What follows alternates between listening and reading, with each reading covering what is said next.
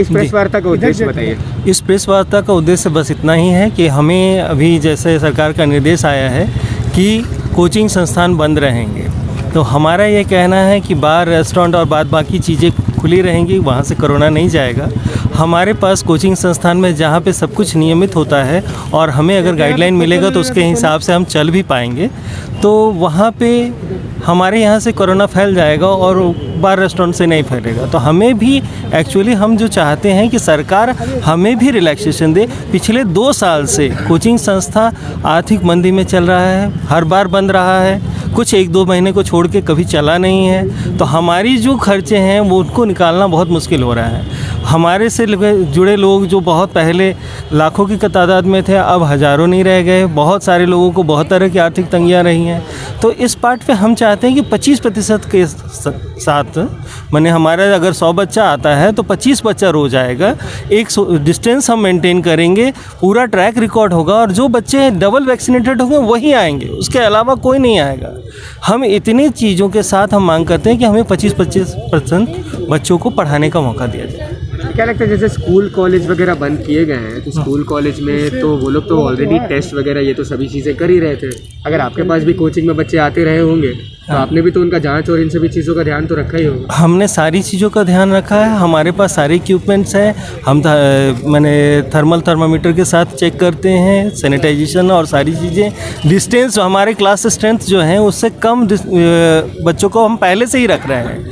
हम भी जानते हैं सोशल रिस्पॉन्सिबिलिटी के तहत कि हमारे तहत अगर कोई बच्चा इन्फेक्टेड होता है तो वो एक हमारे लिए नुकसान का चीज़ है, क्योंकि वो दिक्कत होगा हमारे सोसाइटी को।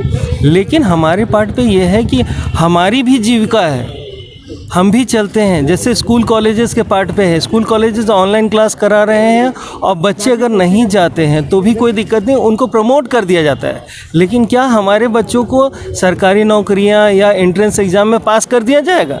नहीं कर दिया। तो इस पर जो हमारे डीईओ साहब हैं उनकी क्या प्रतिक्रिया है? उनसे बातचीत सर, अभी बातचीत के पार्ट पे हमने यहाँ पे अभी ये किया है, हमारी एसोसिएशन ने शनिवार को रांची में प्रेस विज्ञप्ति दी थी। अभी हम लोगों ने यहाँ पे प्रोटेस्ट किया है। मुख्यमंत्री जी के नहीं, स्वास्थ्य मंत्री के साथ आज उनकी मीटिंग है और हमने शनिवार को स्वास्थ्य मंत्री जी से समय लिया है अपनी बातों को रखने के लिए, और उसके बाद भी अगर नहीं कुछ हो पाएगा तो फिर हम उससे आगे जाएंगे। तो उससे आगे किस तरीके का, अगर मैं आपसे उससे आगे हम रांची के लिए मूव करेंगे, प्रोटेस्ट करेंगे।